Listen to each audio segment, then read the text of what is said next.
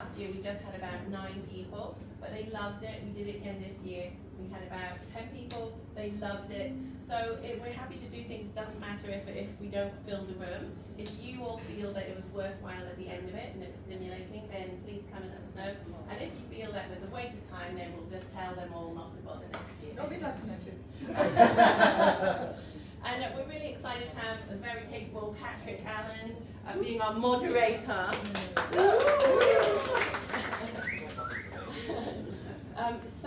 The format of this is that Pat will ask these lovely experts from around the world questions, and then there will be 15 minutes at the end for you to ask questions. So Patryck, can I leave you in charge of timing? Yep. Okay, excellent, and I'll just be popping in and out. I'm going to shut the door in about 10 minutes, I think, and then it will get a bit cooler. Yep. Okay. No, I think it's going to get more heated. Hope so. Boom, boom. All right. Thank you very much. Wonderful panel. Thank you. Have a lovely discussion. Cool, thank you. So what we want to achieve in the hour is to help cross-pollinate some ideas across the regions. And so we've asked some prominent people across Australia, New Zealand and the UK to come together and have an organic discussion around where Ceroc Modern Jive is today, how it's changed, and how it might change in the future. And so I'm going to do my best to get out of the way of the conversation and let the smart people speak. Where are they? Just so we all know who they are, I'm going to ask them to do a max 30 seconds intro. Deb, I'm going to start with you in a moment, just to say kind of who they are, where they're from, just in case people don't know. And then I'm going to do a quick show of hands of people in the audience to kind of what's your role in your community. But then we want to get into some questions. So Deb, would you mind kicking us off? Hi, I'm Deb Robinson from Christchurch, New Zealand. We have been running our dance classes there for 21 years now, so we've been doing a lot. We go to a lot of competitions and stuff as well, but we run currently 4 nights a week.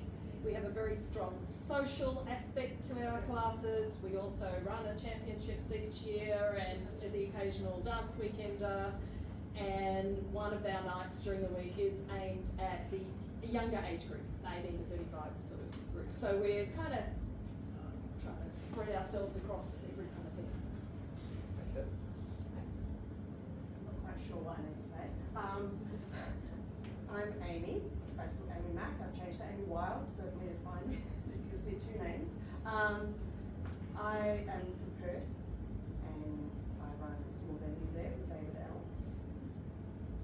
It is been going for 12 years or so, off the back of Ceroc Perth, which closed. We started up a new one. It's a small venue, it's a small community, but a very stable community. We're looking to try and, we've just started a new venue on Monday, just gone. We're hoping we'll collect a different demographic of people. We're looking for a younger crowd. Hopefully we'll put that one next to a university, so that should help us. But primarily I'm actually really just passionate about seeing dance as a way of moving in your most natural and healthy way, rather than being bound by dictates rules of what it looks like, how it should be. I think, well, what is naturally instinctive for a human body? How do we understand each other and put those things in place? And then whatever dance comes from that, once you put the external music in, then you end up with a pilot style, which is still in the family of modern jive at the moment, but it's okay. It does not end up in the family of modern jive eventually. Thank you. I will just double check. Can you hear us getting towards that stage? Can you hear okay? I heard all the good bits. Yeah. 2 seats for you here if you want them. Yeah, there are seats closer to the front. If we need to use mics, we do have mics. Yeah, we'd rather you're at the front than we have to speak over a microphone, so Yeah. please feel free to move forward. If you can't hear, come closer. We don't hear anything from Matt. Can you hear us all right, Matt? On that note, Ryan. I was doing that. Sorry, we weren't even invited. Sorry. I'm Ryan, I'm from New Zealand, Palmerston North. We've been running our community there. I've been a part of it for 11 years. When I showed up to their feet, started teaching 3 years in, took over 2 years after that and worked with a couple full of other lovely directors. We've got a small but really passionate and I want to say hard-working community. So I'd say that on average we've got the regulars that train as opposed to necessarily have the most fun, which is an interesting dynamic to work with. So yeah, compete competitively, train a lot myself. Cool. Hello everybody. Lee Parrott, partner of Dawn, sometimes bag carrier, as I've been advertised for a couple of events. We actually, our weekly is actually, we run a ballroom and Latin dance school, so that's our weekly, but all of our weekend events and stuff abroad is all Modern Jive and Ceroc. The caveat with us is that we are affiliated with Ceroc, but we are not Ceroc CTA teachers. There is a distinction in the UK that some of you talked about before. Competed, retired now, competed for 15 or 16 years in various categories, and have the huge privilege and have been very lucky to be invited to teach a lot of events, not only across the UK but across Europe and even further afield. Still love it, still working hard, and very fortunate to be a part of a lot of different communities, so hopefully we'll be able to offer variety quite similar to Matt. In that case, nothing more to say. No, so I'm Matt. For distinction, there's lots of Matts in the dance world. Hey. So I'm known as Matt Evans.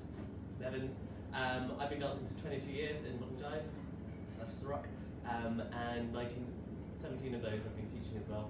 I don't teach regular weekly classes because I need a bit more stimulation than that.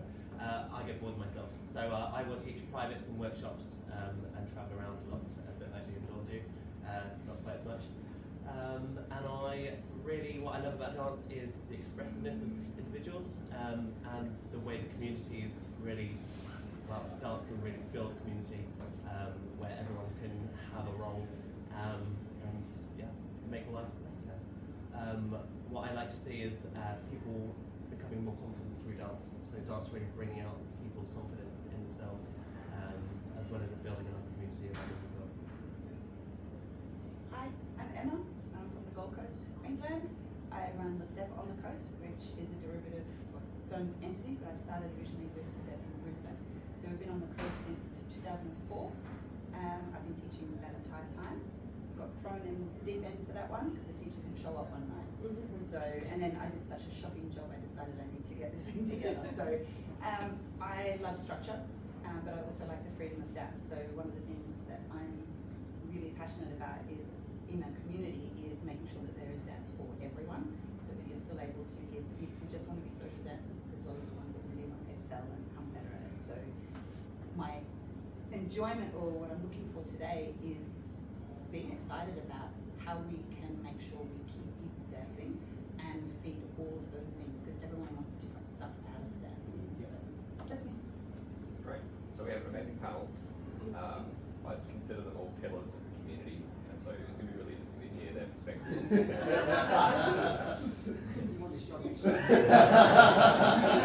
Some pillars are strong and some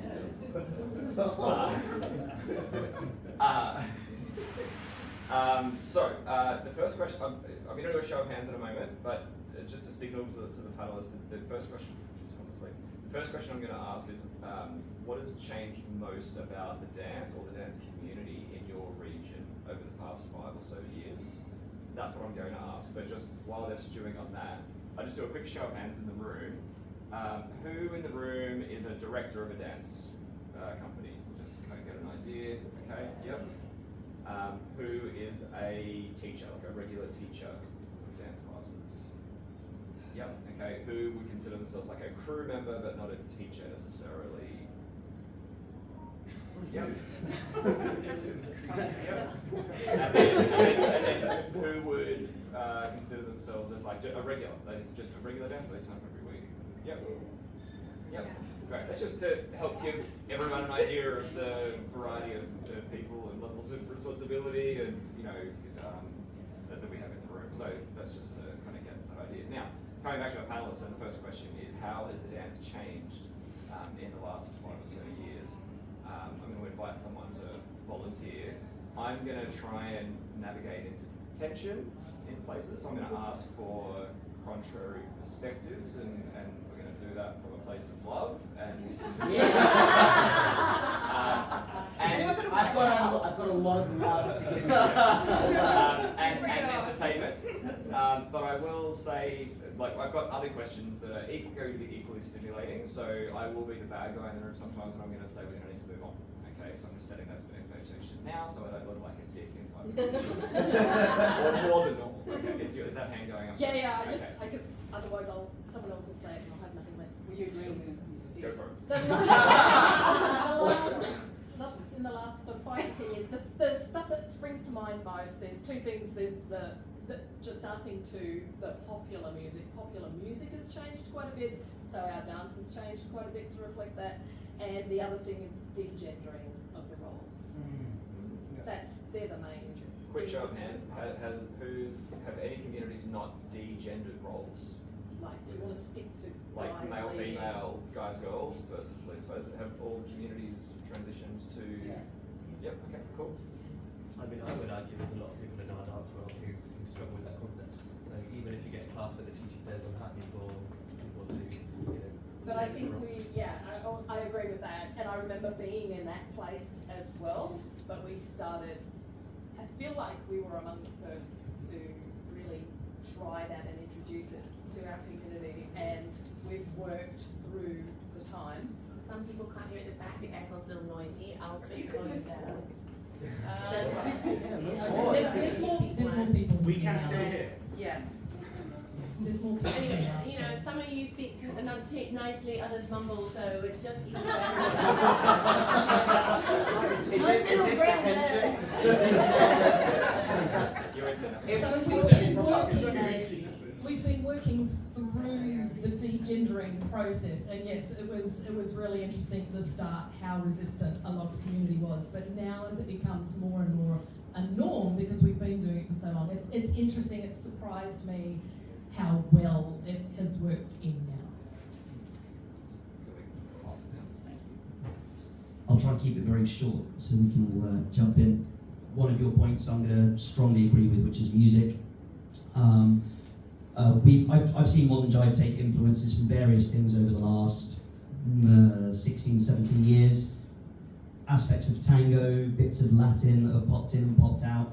Obviously, West Coast swing is now, big influencer. And I think with that, the tempo that we dance to has dramatically shifted down on average in a lot of venues in the UK to the stage where there is now an entire competition run by Ceroc called the Chill Out Champs, where tempos generally, Kevin's not in here, he's the main DJ, tempos generally are 110 BPM and lower, and with that comes a very stylistic shift. Obviously there's a product that Ceroc in the UK are putting out called Silk, which similarly caters for that down tempo, not necessarily just smoother, because there's a lot of genres within down tempo. Some of it's still high energy, but down tempo, where some of it's more acoustic and softer. I think that's probably the biggest shift, particularly over the last 5 years for us. And we're seeing some venues where we have 2 rooms, main room and secondary room, and there are now some big prominent venues in the UK where that main room has now been shifted to be the chill room. So I think that's the biggest influence that I've seen change. I'll bring in Amy if I can here, because so you mentioned the test 1, 2. Can you hear? Yep. So Lee, you mentioned how there's been influences from various styles over the years. Amy, what are the influences in Perth? Yeah, so Perth is running on a slightly different trend. I guess 10 years ago I would have also said West Coast Swing, but the West Coast Swing community within Perth and the Modern Jive community are actually operating quite separately to each other. And so the styles that are influencing our Modern Jive group are actually the SPK styles, the Soul Supercharged Kizomba. Specifically, most is the urban Kiz fusion Kizomba. And so we're spending a lot more time dancing in a very close, rounded hold. That stretchy way has almost disappeared as a key marker. As a key marker within our dancing, you will still get them together in a way, but that stretch is not part of the bedrock of the dance. And so we end up with like a more rounded dance. You end up with redirects that have more slight wind as we step away. We're not stepping away into the stretch, we're stepping away into a slight curve, because as that releases, then you often get a turn at the end of that. Because most of the passes from the stretch are going to turn. Are you saying it's not slotted? Don't. Why? You don't have to say it. Fight. So, within our Perth community, like, we've not ever completely adhered to a slotted dance. We say it's linear, it's directional, and it's directional to and from the lead. It's also so as I'm away from the lead, my pathway is to them or away from them. And once I'm going to them, then they can vacate that space and I can keep going on that alignment. So you end up with a linear dance, but it's not because of a slot that's describing the room, it's because I'm traveling basically zero gravity in a direction until I'm redirected. Okay. Hang on. What this rounding and frame tool that's developing in Perth is creating is we actually get much faster redirects. And so, although a lot of you guys are saying your general trend is a slower BPM in music, we can handle a slower BPM, but we can actually handle a higher BPM than what Ceroc used to be. So if you think like Candyman, we could handle that fairly comfortably now. You know? Ooh, I would argue I could handle that comfortably. Yes, You know? Yeah. So like, I mean, I know. I know where you're coming from, But and I get it. the average speed of our playlist is not a 100 BPM. It still can be quite quick. And I'd say there's just generally a wider variation from like really slow to really fast.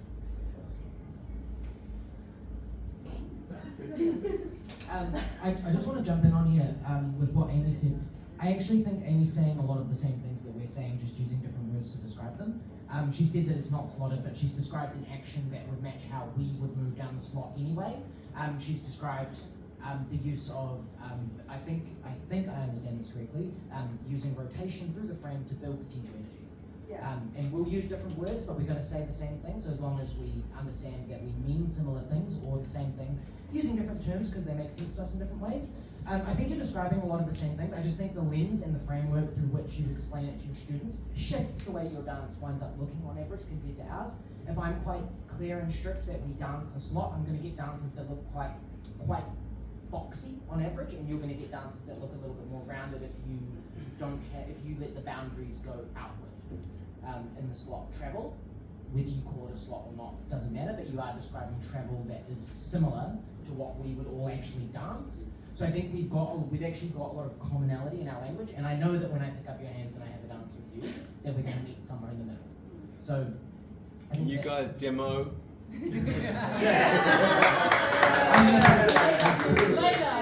This is a sit down. Sorry, it's a terrible. Sorry, that sounds a little bit like Jerry. This is a sit down workshop. I don't do sit down workshops. I'd like to put in a UK voice, if I can. Can we have some? What's your perspective? Okay, I don't have it really close. I'm a mumbler, sorry Katie. Someone said to me years ago, one of the other UK teachers said that some of the reason that we didn't use the slot when we danced to fast music, when it was more of an original version of ballroom jive and rock and roll blended. Anyway, when ballroom jive and rock and roll were blended, it was much more bouncy dance. And where I first led, they were very proud to keep it the same. Unfortunately, they were proud to keep the playlist the same, and the bad teaching technique the same, and a lot of other things. But I'm right here.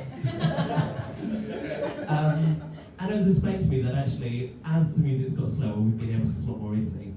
But actually, with faster music, sometimes it's hard to get a full 180-degree turn and change places fully to the slot on the other side.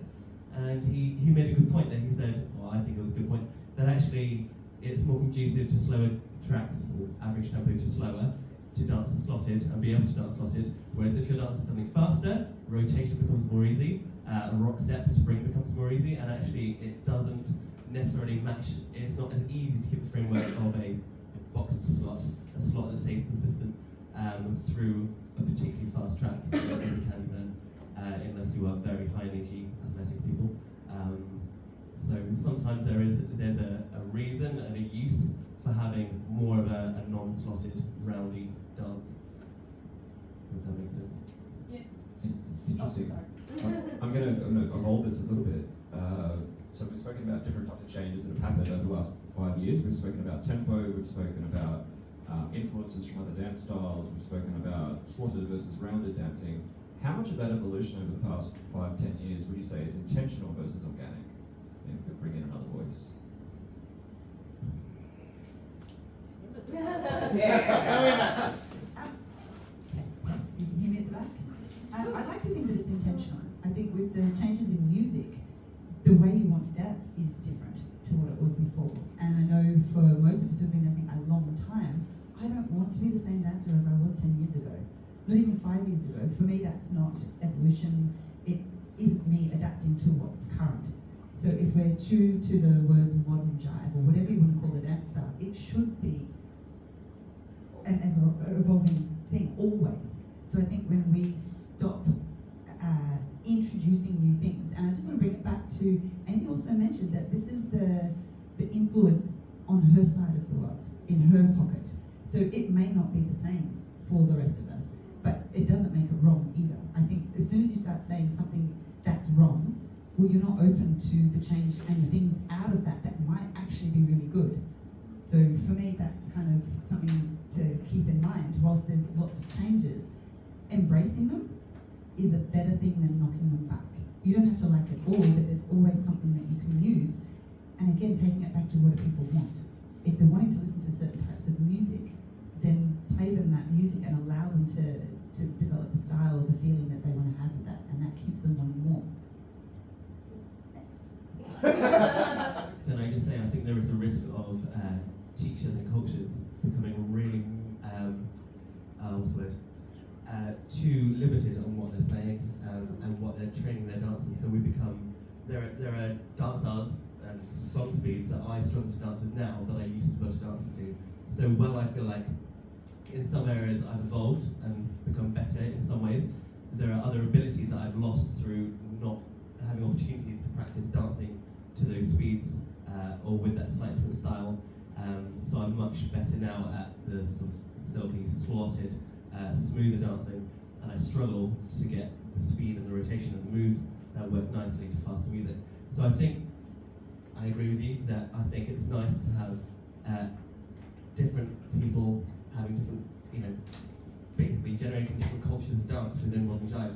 And I don't think anything is wrong or right, but I'd like to think that modern jive in zero areas will shrink to becoming one thing, to one speed and one style where people start looking the same. I quite like the idea that it can stay varied, stay versatile, and embrace different cultures. One of the nice things about our dance, in my opinion, is that it's so versatile because we can dance to anything if we develop the skills to dance to anything.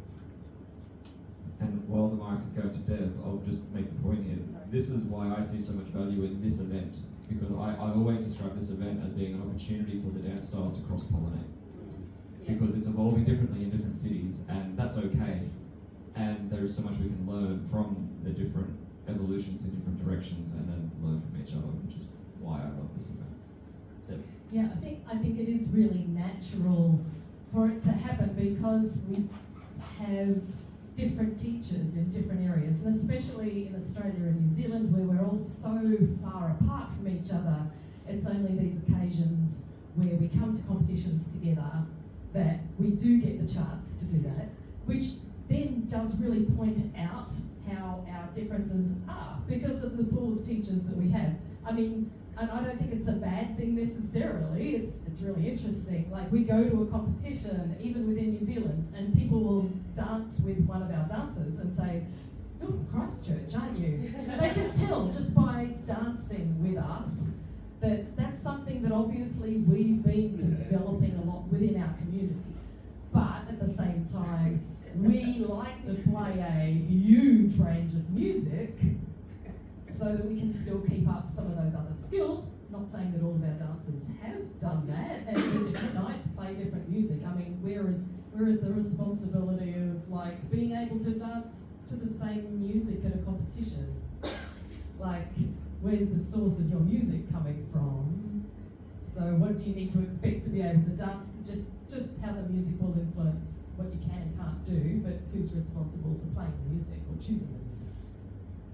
I'm going to move us on to the next question, which is, how do you think the dance will evolve in the next 5 years? Okay, so I'll give the panelists a moment to have a think about that. There's an interesting question to stew on while you're here and while the panelists are thinking about that. What is the role of DJs in helping drive that evolution as well? Because I think the DJs actually have a very critical role in exposing people to a variety of different types of music, and I think they're very influential.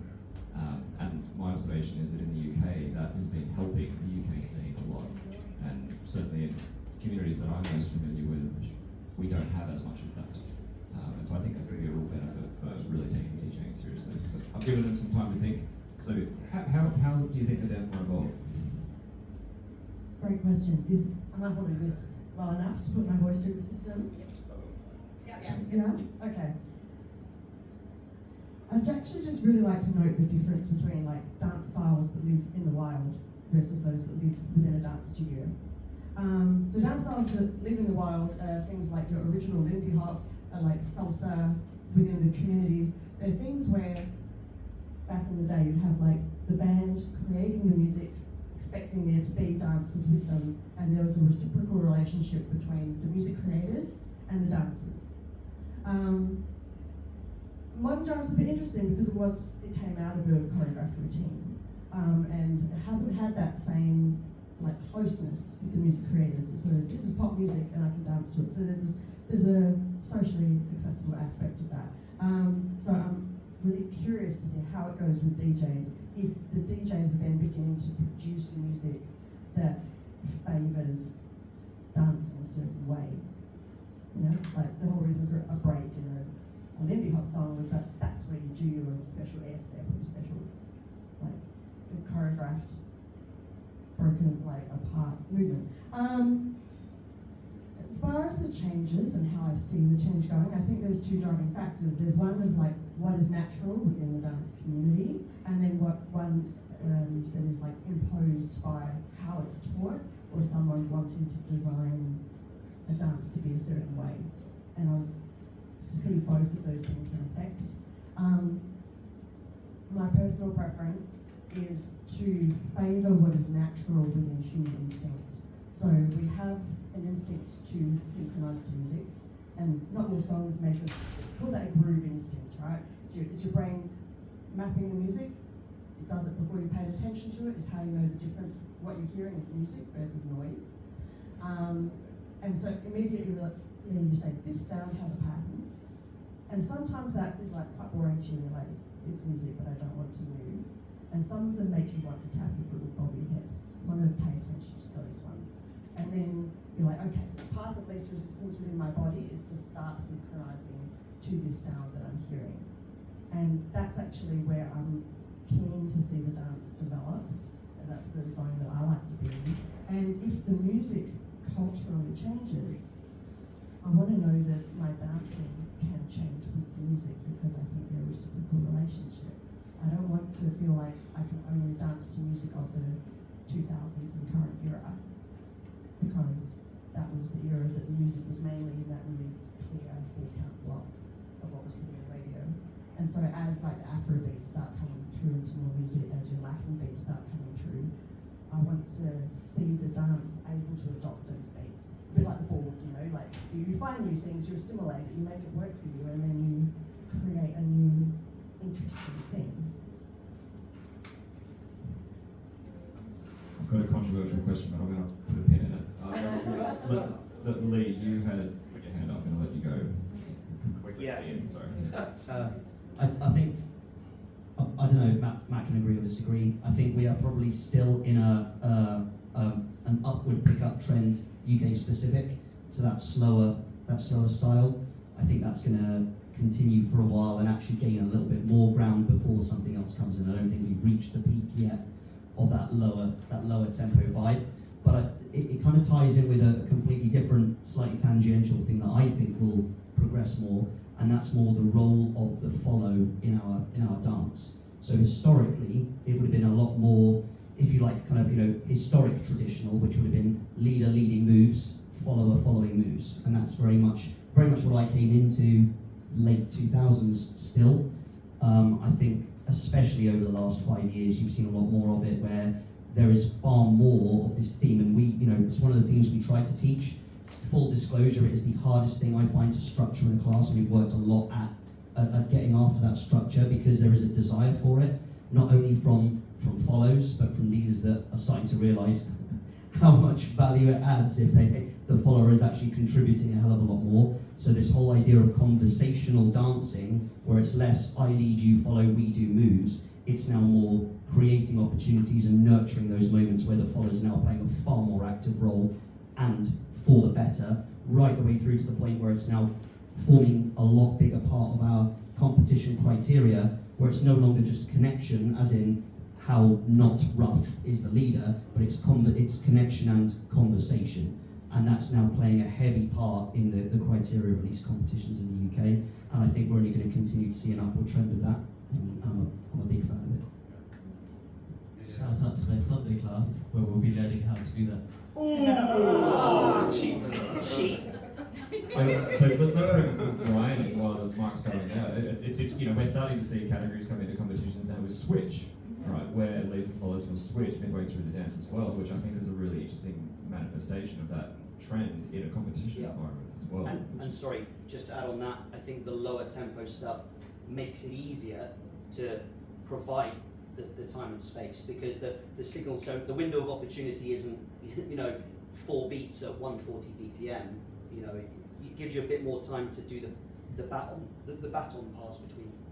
If you can't do something slow, you probably can't do it fast. Who would agree? If you can't do something slowly, you probably can't do it quickly. Except for lifts and jumps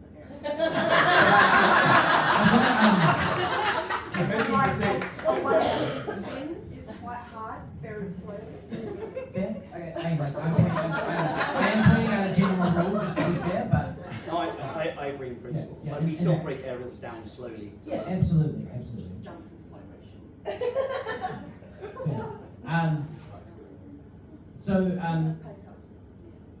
Where I see it going is I see a band of people training their ability to dance to a level where our dancing, this is where I hope it goes, looks like we are professionals. I think for the longest time we've been the people who show up and learn the fun and easy dance style to learn, and through diffusion or osmosis over a long period of time you start to look a bit like a dancer. And I think we're going to see, and this man here has got a lot of dance experience, so he looks like a dancer when he dances. But I think there are a lot of people in our community who have started this as an adult. They didn't grow up dancing. Movement isn't natural to them the same way that it might be to somebody who intuits it because they grew up dancing. I think what we're going to see is we're going to see a lot more people pick up this dance style, not just as the fun, easy dance style to learn, but the dance style that offers a pathway to really being something that is up there with your salsa, your bachata, your zouk, and your swing styles. And I think that's where I would like to see it go. I'd like to see us train and work on ourselves at the top level and disseminate that information down so that people can learn those skills.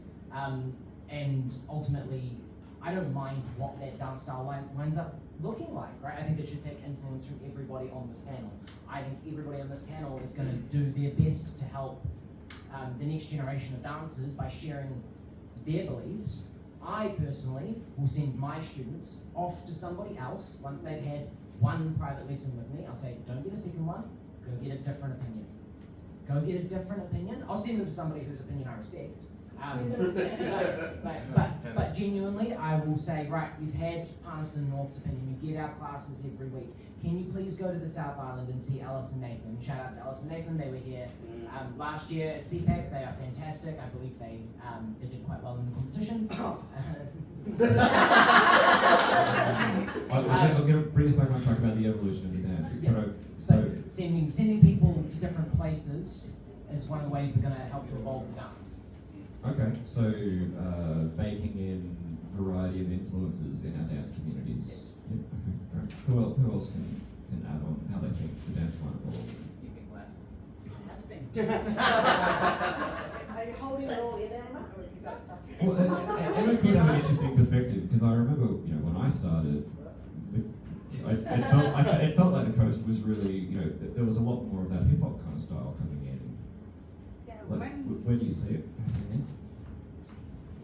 Look, I feel like a broken record, I say the same thing. When the changes come in, or the music changes, I like to try and embrace what the people want. When I started, there was a big hip hop influence. So that's where we came, and where I was dancing at the time, they weren't doing that, and I loved it. But there was an aversion to it, because I think sometimes, and this is again, we're talking 20 years ago, so the attitude was very much preserve, not embrace. So it came down to choices. And I know, again, those of you who have met Nick French, he runs Step Brisbane. It's the longest running modern jive school in Australia. And I learned from him, and I loved it. He embraced and gave me something that I was looking for. But I also, there was a period of time where I felt stilted by the lack of wanting to change things. So I was the naughty girl and decided to go off and see what else there was, not with disrespect, but purely because I wanted more. And at that time, it was the hip hop influence. After that, actually, I think when I came into it, there was a huge Latin influence, and that was changing. There'd been the battle, and I knew of it, but I wasn't a part of that. And I had done, prior to my modern jive, I had done ballroom, Latin, a bunch of other stuff. So I just loved dance. When the hip hop thing started to come in, I liked the music. I am not a hip hop dancer, but I liked the influence and the extra creativity that wasn't there. So going out and finding that, and then instead of bucking the system or upsetting the regime that I was under, I basically sought permission to introduce it and tried to work on the inside, not the outside. And there was a change then, so we started to bring that influence in. It was about that time that we started classes on the coast, and that gave me the freedom, with the approval of Mick French, to do my own thing, but also still keep the name and keep preserving the dance to an extent, but allowing growth and new things to come into it. And that is still happening, I think. Where? In what way do you think it might be happening now? The dancers coming through, they're excited about dance. They are showing you, they tell you every day by the way they dance, the music they ask you to play, they're telling you what they want. It's also YouTube access to reels, dancing in any style. If you want to see something with a ton of lifts that look amazing, to music you like to listen to, you just have to put it in your search and you will get stuff there. So if you don't give it to them, they're going to find it elsewhere. And I think the danger is that classes, if they're not providing it, you're going to get a whole bunch of dancers that are learning things that don't have the technicality, they don't have the knowledge. So you've got, I'm going to say, I don't like using lower levels, but less experienced dancers trying to tackle things that their bodies aren't yet able to do well. And then you have this whole bunch of people doing stuff that kind of looks good. It's not necessarily quality dancing, but then the people around coming in see that, they want that. They don't want the structure that you're offering. They don't want the base level stuff that you need to be able to do those things well. So again, it's embracing what you're being told they want, learning that stuff, and being able to, again, and having the people who are teaching the dance to continue to learn. Because if I was just teaching what I knew, it's not enough for the people coming through. I like to think that we're teaching them all that we have early in their dancing, so they become better dancers than us earlier. So they should eventually overtake you. They should be bringing you things that are exciting to do. And then we should embrace that. Where they are experienced, allowing them teaching opportunities, teaching them how to teach that stuff, and learning from them as well, so you can continue to bring that stuff into the dance. So that kind of roundabout gets into your question. I'm handing the mic over. I think so.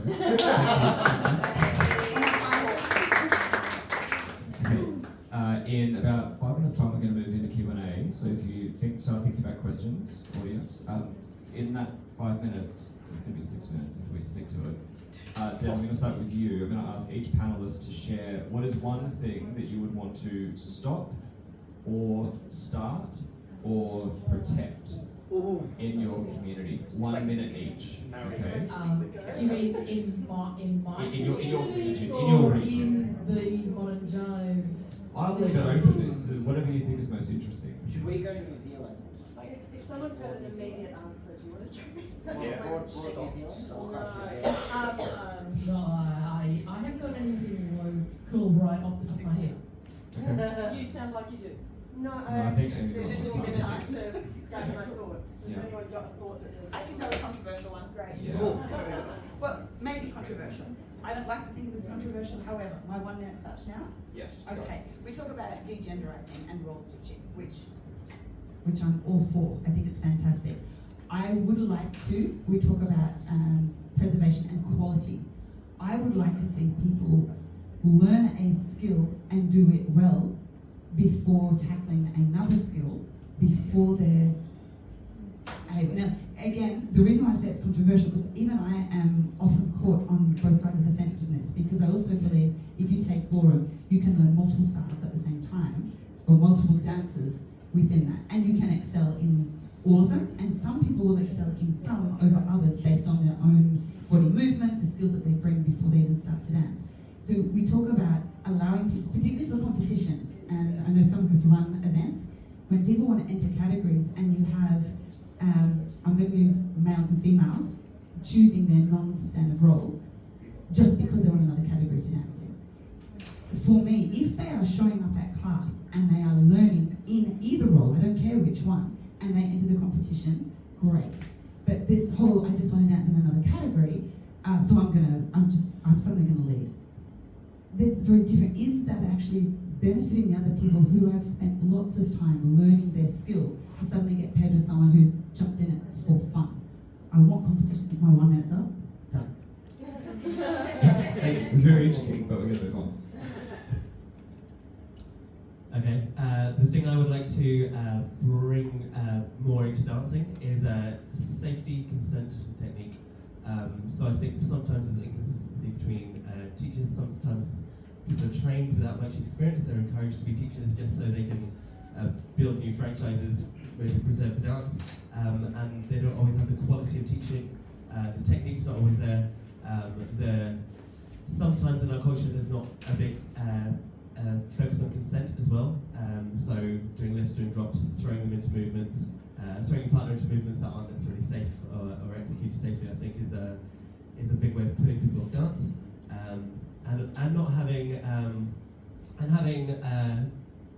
something I would like to see brought in from, I think is popular in blues dancing, is a very yes-no attitude to asking someone for a dance, where it doesn't become a personal thing or a rejection because everyone can just say yes, no.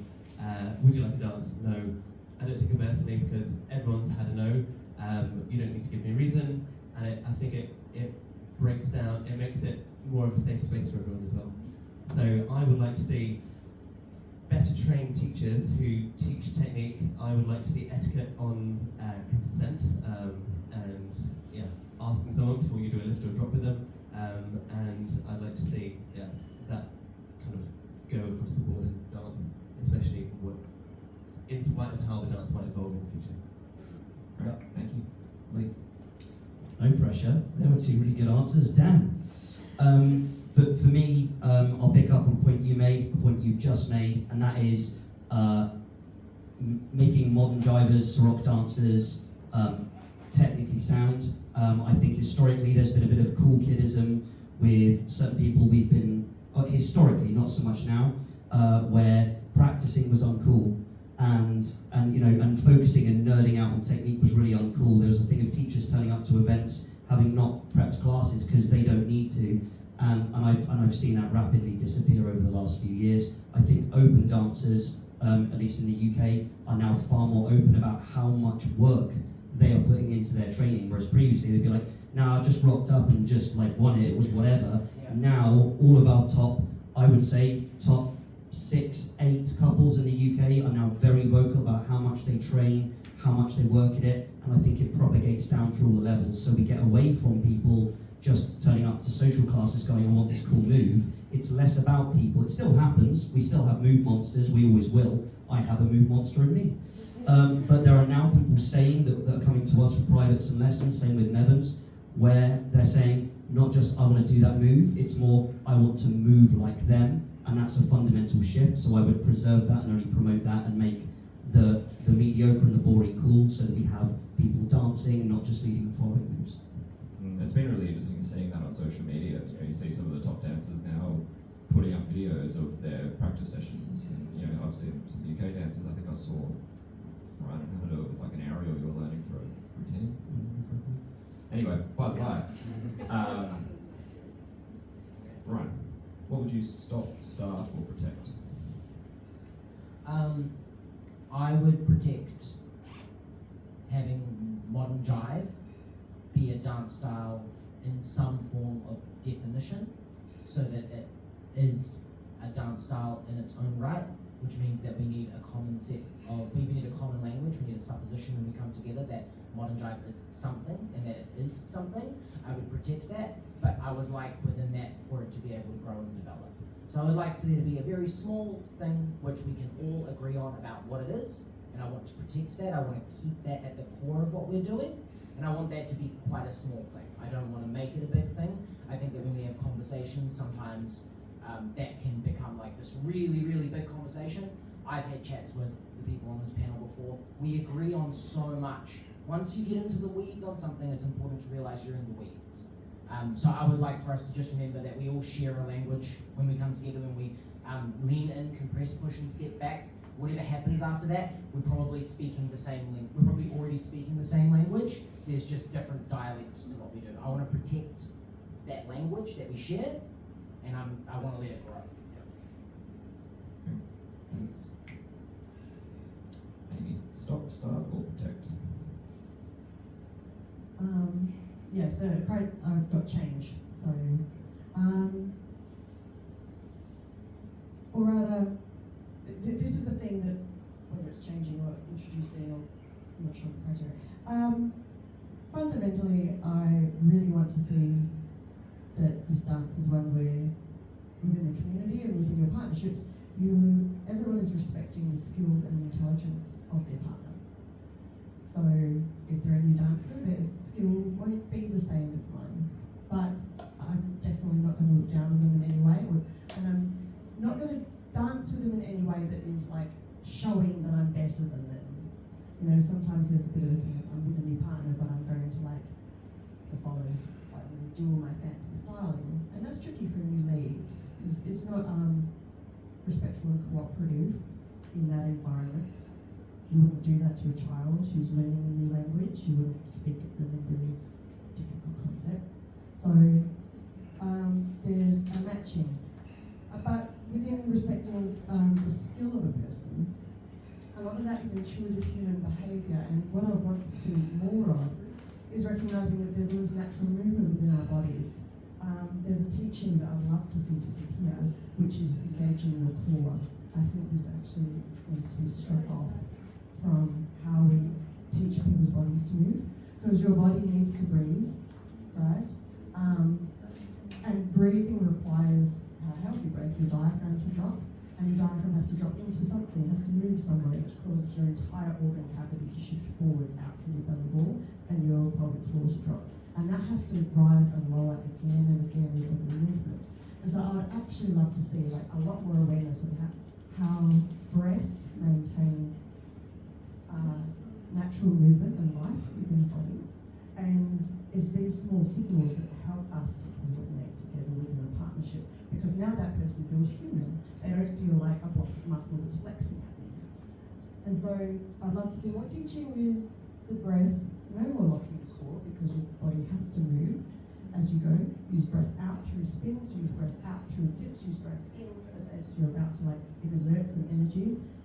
And then this flows through into clarity, idea, and coherence within the body and partnership. Thank you. I did set the expectation I was going to have to cut people short. Yeah, thank you, Amy. That's okay, I'm short already. So.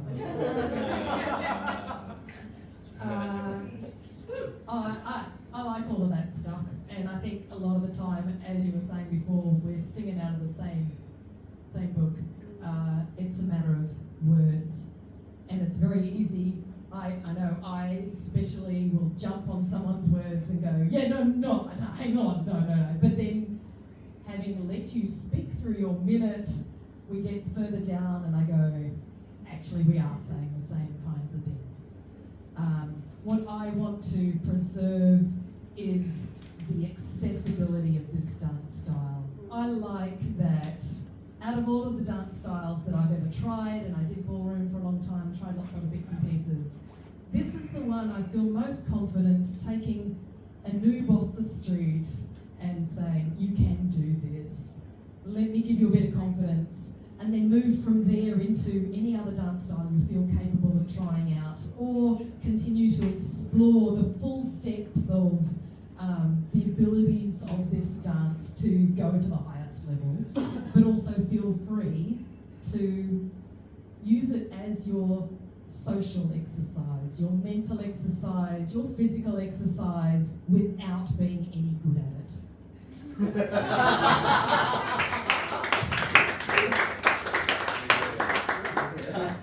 I don't know why you were looking at me when you said that. Thank you all. Questions? Tim. Okay, I'm ready. First of all, absence of an Asian rep on this panel is duly noted. Asian heritage. Sorry? Absence of an Asian rep on this panel is duly noted. This is a big subject. You could actually talk about it for the entire session. You keep touching on degendering dance, right? And then later on you talked about the lead and follow roles changing, and so those two things actually kind of have a tension between them, I would say. One of my questions is, historically dance, has relied on this male follow, lead, female follow. I'm a libertarian, I don't care, people can do what they want, but obviously, there are things that have relied on those different, physical characteristics, dips and drops and lifts and things. So one of my concerns would be, if this is driven through an ideological mindset rather than a what is our goal mindset, then that could lead, for example, to limiting the kinds of things. What's the question? Well, I'm raising the question as to basically, it's a big question. It's not really a single question. It's really how does that play out in practice? Does it, if you have a female leading a male, it's going to be difficult to. So there's a lot of issues around that, right? So, and two males dancing together, very different than two females dancing together. Yeah. I think the question might be how. What's my question, Pat? How might we manage some of the challenges? Yeah, I think there's more than one question. So does that? So that's the first question: is are you limiting the dance opportunities by degendering? And the second question is, does that trend that you mentioned, which I think is a fantastic trend, the idea that you can swap? Does the concept of lead and follow, in some respects, kind of fall away? Wouldn't it be great? I would love to dance with somebody. Go to the answer because we've got other questions. Who would I just want to throw out there, the male-female lead-follow thing isn't anywhere as limiting as you might believe. We have got women who can lead aerials, dips, the whole works, on each other or on a male. It's only as limiting as I've got a large follow and a small lead. It's not. I don't think it actually restricts anything at all. Lee had played. Sorry, because you might get it anyway. I'll be very, very quick. I'm just gonna say, who cares? Have fun. Just genuinely, realistically, why are you here? If you're here to have fun, meet people, connect, and dance, then who cares if it's optimal that I'm a male and they're a female, or that my body shape and size is this and yours is that. Also, if you want to get better at it, train it. That's first step, have a bunch of fun. Who cares? Second step, you want to be better? Work at it. Yeah, that's even simpler than that's another bit. No, I personally think opening up dance genders just creates more inclusivity and opportunity at a very simple level. Two, I think It doesn't even have to be a switch role of back leading and switching who is leading. I think there's a big space now for followers providing input, but as a follower still. So there was an initial invitation by a leader, follow, start adding a whole load of other things on top of that. And I think that we're starting to see again, like I said earlier, at a top level, there are dancers that are bridging the gap. And I would agree with what Deb said. It'll be more of a physiological thing, different sizes and shapes that will affect the roles they play more than just their their gender or whatever. And a really good example of that would be, if I'm okay to jump to a West Coast Swing example, because there's a huge international example in a guy called Igor, who has now won 6 all-star follower role championships in a row.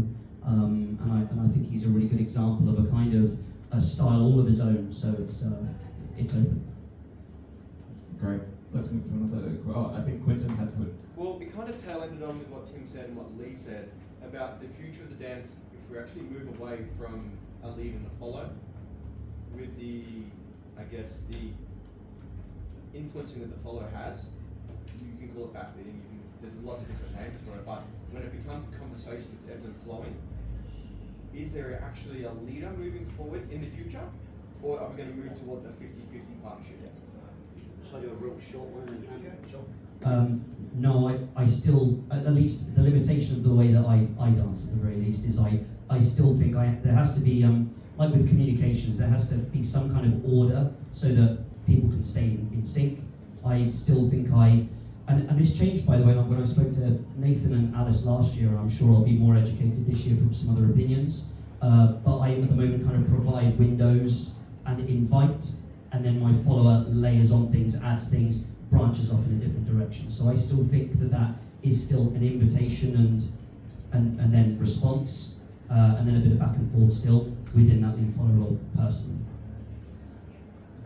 I have seen I don't know how it's going to end up, but I don't think it's an impossibility that the dance can still be taught that the leader does X, the follower does Y, but that people learn opposite roles, and they learn to blend the dance in a way that lead and follow could switch throughout the dance. I've seen it in blue style dancing. They have become very good at learning to switch dance, as you said, in competition sometimes as well. We do it where the lead follow role does switch halfway through, and I think people can make that work. I think it's a difficult skill to develop, but I think over time, potentially, who knows, Modern Jive could become a bit more fluid in that aspect, that there's not one clear leader throughout the dance, one clear follower throughout the dance. All right, thank you. I have a question for Ryan. Have you have any thoughts on, you're talking about structure and training, on how we terminate that throughout the region? So can we just repeat the question for the people at the back? The question was, do I have any thoughts on how we structure and germinate training throughout the region? I think that workshops can sometimes get it a little bit wrong from the perspective of training. They introduce you to an idea, you go around, you rotate with people, you do it quite, I would say you do it with a lot of people, not a lot. I think that growth is in drills. That's a limiting mindset. So I acknowledge the weaknesses to saying growth is in drills.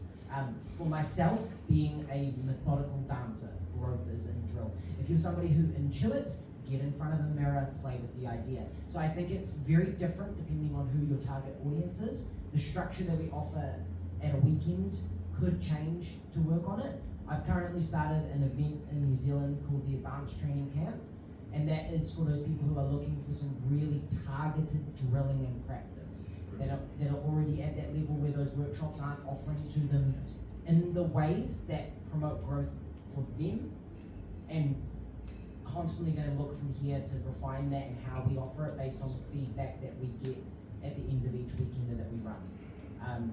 Does that answer your question? Thank you. No perfect answer, by the way. That's a very hard thing. It's different for everyone. Okay, we're going to take one last question from Emma here. I had a question. You guys all touched on dance etiquette, especially like yes and no to dances. How would you guys want to see that kind of like supported and encouraged, both from directors as well as regular dancers in the community I'm going to give Ryan a little bit and then pass on to someone else. if I've not had a dance with you before, or I don't have a particularly intimate dance connection with you, right? I've danced with some people many, many times, so I may skip this step with them. When I ask you, would you like to dance? The first thing I'll do is I'll come into close hold and I'll say to you, is there anything I need to avoid at the moment? How are you feeling? That's all you need to do. 1, your partner feels safe. This person is thinking about me. 2, I have an opportunity to say, I'm tired, my shoulder hurts. Please no dips or drops. And then I want to just pair it with that sort of common sense approach that's been talked about, where it's like we're humans, like read the person, understand their comfort level, understand that you might be the more experienced dancer in that scenario. And to me, this is common sense, which is not common. So yeah, combining those two things. But I encourage every single one of you, when you meet a new person this weekend, followers included, because I think the impetus gets put on the leads a lot to do this, because we are nominally in control of the dance. That's changing, but cool. To just say to them, how are you feeling? Is there anything I need to avoid today? It's a simple question, super quick. Takes 2 seconds, makes someone feel comfy. Anybody else? Well, and that's through the whole teaching down to people. Just make sure we include that etiquette and stuff in our classes and our events, and make it the norm. Great, and I think we might conclude on that. So could we have a massive round of applause?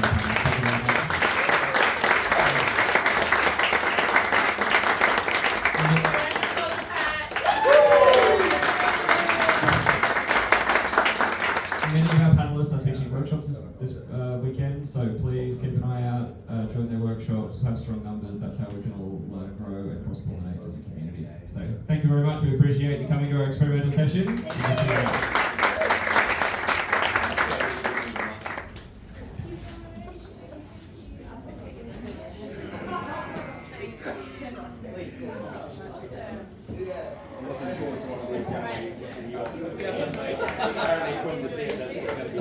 I've asked Alice to do it. I've asked Alice to do it. About coffee? What happened?